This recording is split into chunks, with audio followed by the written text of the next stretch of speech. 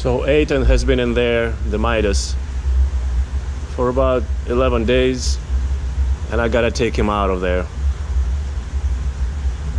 It's uncontrollable at the feeding times. It's gonna feed itself to death, like I've seen happen before with our different Vieja cichlids, and also Carpintis and Texas cichlids. They cannot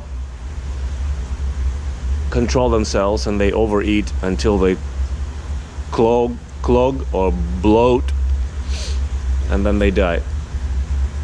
And that's what I see in the future of Atan the Midas if I leave it in here, because I have to throw the feed for everybody.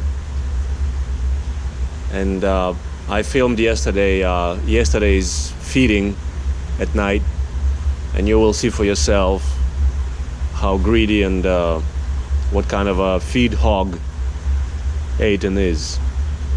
So I gotta get in there and get him out and put him back into a 240-gallon tank where I can control its food intake.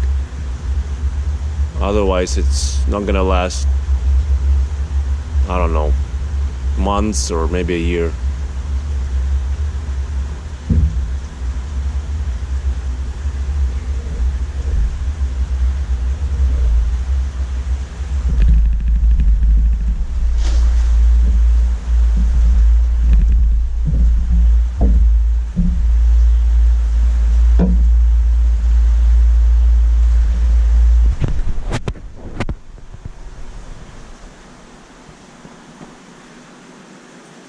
Look at Atan eat. He's gonna eat a good handful of these huge pellets. These are giant pellets, 7 millimeter in diameter and thick.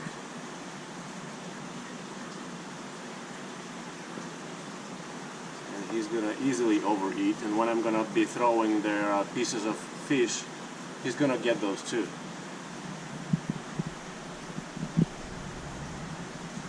So Atan must go. He will kill himself here.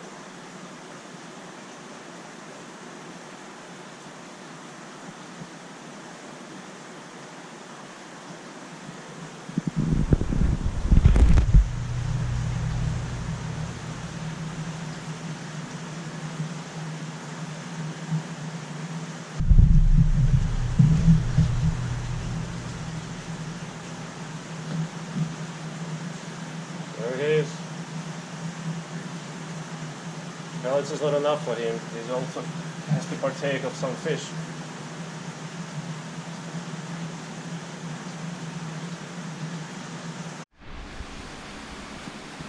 Here is Atan in his new tank.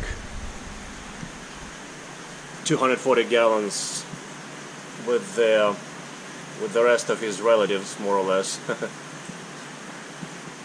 About 30 or 50 red devils that were rescued recently. He's been in there for a few hours, and so far so good. I didn't see him being aggressive to his little cousins. And hopefully it will continue.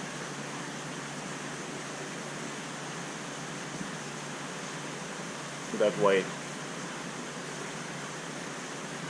At least here I can control his feed uptake and make sure he does not overfeed. That would have been impossible in the 4,500 gallon from where I just took him out.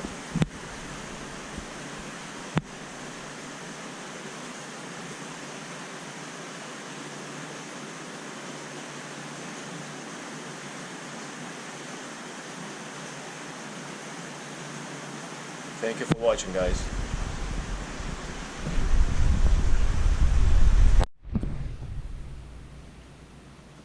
People ask me why am I so worried about Atan, and why do I think he would die from overfeeding. Here's a little statistics of our Central American cichlids, their ages and sizes at death, and I'm gonna show you them and go over this. If you're skittish and if you mind dead fish photos, don't look any further. That should be plenty for pondering my reasons.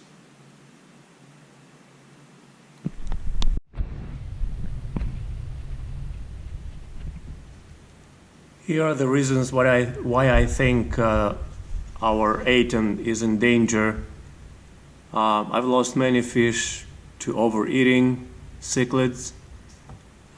Here is a 13-inch 5-year-old Melanura, Viaha Melanura sinspilum.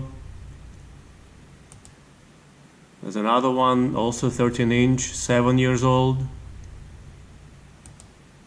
There's another one at 13-inch and 3 years old. Here is a Carpintis cichlid, 4.5 years old, 11 inches. Cyanogutatus or Texas cichlid, about 3 years old, 11 inches. Jack Dempsey, 7 years old, 8 inches. Female jaguar cichlid, 4.5 years old, 12 inches. And a 10-year-old flowerhorn at 14 inches. And all these fish, if you noticed, they have greatly distended stomach. And just judging in general, some of them were pretty old already, like this flowerhorn, which was 10 years old. But anyway, I still think it died from overeating. But they were all just uncontrollable at feeding times. Especially the Cyanogutatus and the Carpintis, just ridiculously hungry all the time. And I could not control their appetite, I could not control their intake because we don't have the luxury of housing cichlids by their dietary needs. So we usually have a bunch of other fish in the same tank that that also need to feed, and they don't feed exactly what the cichlids would be the most healthiest to feed these cichlids. So I think that overfeeding was their demise.